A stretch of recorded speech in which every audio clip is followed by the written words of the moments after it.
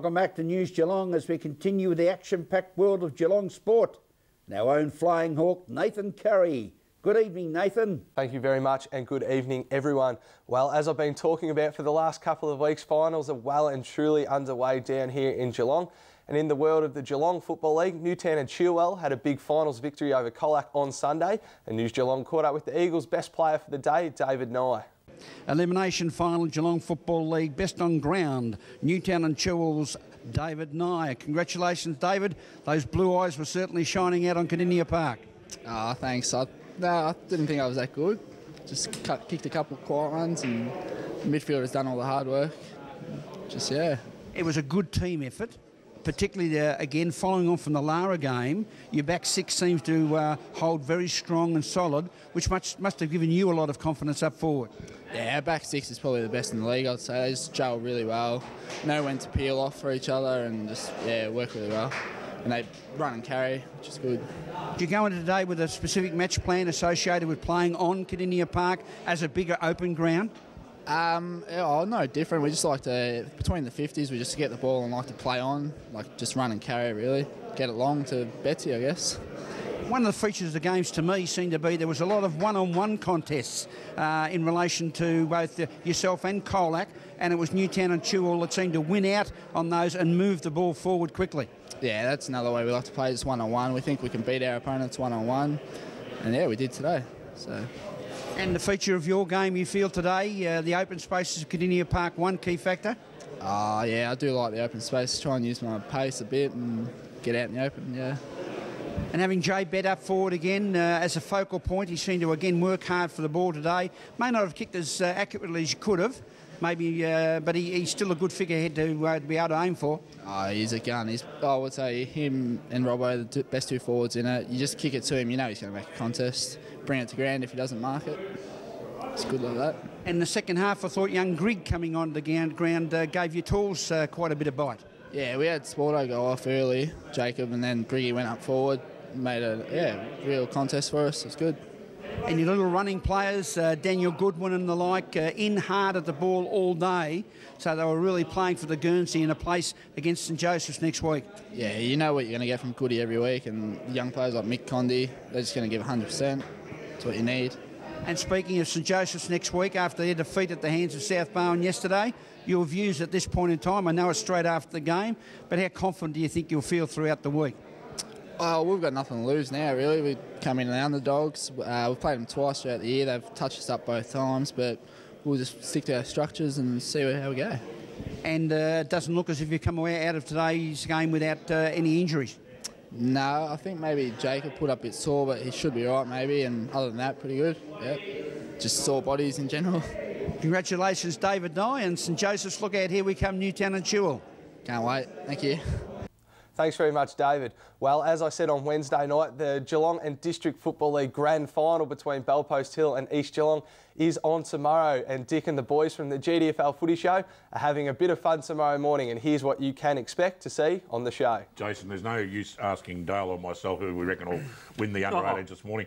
How do you think it'll pan out? Well, for my sake, I hope Bannockburn, because he's a pain in the bum when they get done. And it doesn't happen often, because usually they'll rock up on a Saturday and say, how'd you go? And they've won. So, look, I think North Geelong will obviously start favourites and will maybe just take it out. But it's going to be pretty tight because don't know whether the weather's going to be that good this morning for the conditions that on St Albans. So I hope they win. For his sake, because I've seen it for a few years now, where he's been a bit down on grand final day because they've got done. He's not too bad actually, but plus they beat North Geelong and they beat you, which is good. We don't like North Geelong, do you? No, there's nothing wrong with North Geelong, and we'll say it every year. It's just you I don't like. The 21st year we've done that gap. Now, of course, in the Scooby-Doos after the under-18s and the Rezzies, it's the Yannicky Roos, the boys from Footrot Flats. They take on. Who do they take on? East Geelong. East Geelong, correct. I'm reading the wrong idiot sheet. So, Jason, how do you think that'll pan out, that game? Well, East Geelong, I think, have hit the ground running in the last few weeks and have really peaked at the right time of the season. So, look at you there. I'm talking and you're... Do you want to do it for me? There you go. You talk. There you go. And... So East Geelong have really peaked at the right time of the season. Anarchy were going great games for the season. You've got your own segment now, mate. Jason's Reserves. Oh, fantastic. Woohoo! Reserves guru. You watch this. I won't be able to pick the winner either. You won't be moving up to the seniors. Yeah, we'll see. Now I've lost it. So who's going to win then, Anarchy or East Geelong? I think East Geelong. I think they've peaked the right time. Anarchy won 16 or 17 on the trot and then had a bit of a lull at the end of the home and away season. And don't forget, that show will be on at 8:30 tomorrow morning. Looks like it should be a lot of fun. And don't forget as well, at 2 o'clock tomorrow afternoon, you can watch the GDFL Grand Final in full, and it's absolutely live here on Channel 31 or Digital 44 if you're lucky enough to have a digital tally. That's it for me this week. I'll be back on Wednesday night, and depending on how my Hawkies go tonight, I could be in a good mood or a bad mood. What's your tip for tonight? Thank you, Nathan, and bad luck to your Hawks this evening as they will go down to the mighty Geelong Cats at the MCG. Now to the Geelong and Surf Coast weather with the scintillating Sophie Miller. Sophie, will we see some spring sunshine or will the colder weather conditions continue? Good evening. Well, Graham, I don't feel warm about the week ahead in our Geelong and Surf Coast weather, but let's take a look. Tomorrow, to start off the weekend, Saturday will be cloudy with scattered showers and gusty southwesterly winds with a top of 15. Sunday will be partly cloudy with scattered showers until the evening with a top of 16. To start off the new week, Monday will continue to be cloudy with isolated showers during the morning and an expected top of 17.